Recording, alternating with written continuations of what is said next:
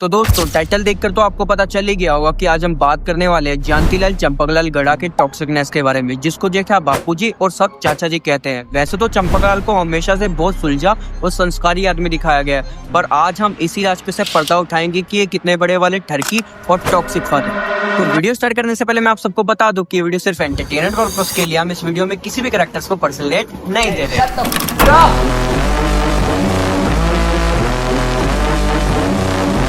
तो जैसा कि हम जानते हैं कि चंपकलाल हमेशा से गांधी जी के सिद्धांतों पे चले आ रहे हैं, पर गांधी जी तो नॉन वायलेंस प्रमोट करते थे और चंपकलाल तो बात बात पे जेठालाल के साथ लाइव बॉक्सिंग मैच खेल लेते हैं।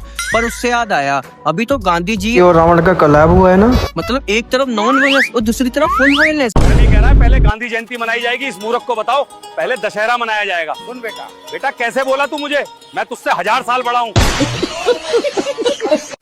लेकिन असली सवाल तो जनता के बीच ये है कि चंपक चाचा और माधविका को लैब कब होगा, जब तक बेटे का बीपी हाई रहेगा और जेठालाल का स्ट्रेस बढ़ता रहेगा। मस्त जोक मारा रे।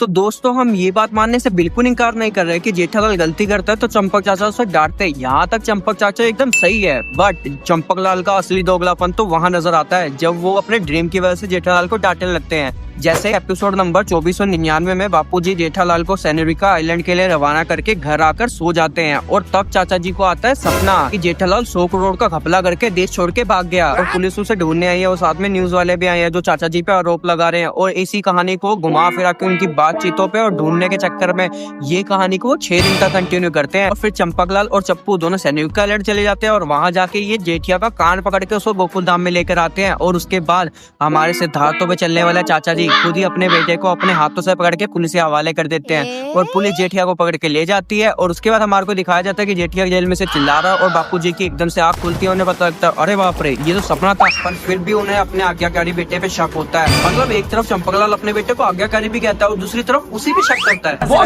ये सब दोगलापन है। और फिर चंपकलाल पूरी सोसाइटी को इकट्ठा करके उन्हें अपना सपना सुनाता है और उनके मन में भी शक पैदा कर देता है जेठिया के लिए। और फिर ये लोग उसी को ढूंढने सेनेरिका आइलैंड के लिए जा रहे होते हैं और दूसरी तरफ जेठालाल घर वापस आ रहा होता है। और जब चंपक को पता चलता है कि जेठिया घर वापस आ गया है तो चंपक आते ही उसके पीछे हाथ धोकर पड़ जाता है। पर जेठालाल की किस्मत तो देखो, जो गलती उसने की भी नहीं है उसकी सजा भी उसको मिलती है बिना गलती किए। और यही चंपकलाल का टॉक्सिकनेस भी दिखाता है कि जो गलती जेठिया ने की भी नहीं है उसके लिए भी उसको सुना रहा है। पर वो तो चंपकलाल की किस्मत बहुत अच्छी है कि उसे जेठिया जैसा बेटा मिला, जिसके लिए बापूजी ने जो कहा वही पत्थर की लकीर है। नहीं तो चंपकलाल की हरकत ऐसी है ना कि इसे जेंजे किड से मिले थे जो इसे वृद्धाश्रम छोड़ के आते हैं। और ऐसे चंपकलाल ने पहली बार नहीं करा, ऐसा कई बार हो रखा है जब जेठालाल की गलती के बिना चंपकलाल उस पर भड़कता है और टॉक्सिक फादर की तरह उसे हरास करता है। जैसे एपिसोड नंबर 1144 में जब राव जी काका गांव से घर आते हैं तब चंपकलाल का गांव जाने का बहुत दिल करता है और वो जेठालाल को बोलता है कि मेरे गांव की टिकट करवा दे। पर हमारा प्यारा जेठालाल अपने बापूजी से प्यार इतना करता है कि उनके लिए स्पेशल महंगी वाली टिकट करवाने के लिए तैयार हो जाता है। पर उसे वहाँ पे कोई भी टाइम पे टिकट नहीं मिल रही होती। इतनी मेहनत मशक्कत करने के बाद 2000 रुपए फालतू देकर भी चंपकलाल के लिए टिकट करवाता है। पर चंपकलाल फिर भी वो टिकट लेने से इनकार कर देता है और बिना वजह के जेठालाल को सबके सामने सुना के चले जाता है। मतलब बेचारे ने तने हाथ पैर मारे तुम्हारे लिए, पर फिर भी उसके प्यार का कोई फर्क नहीं पड़ता।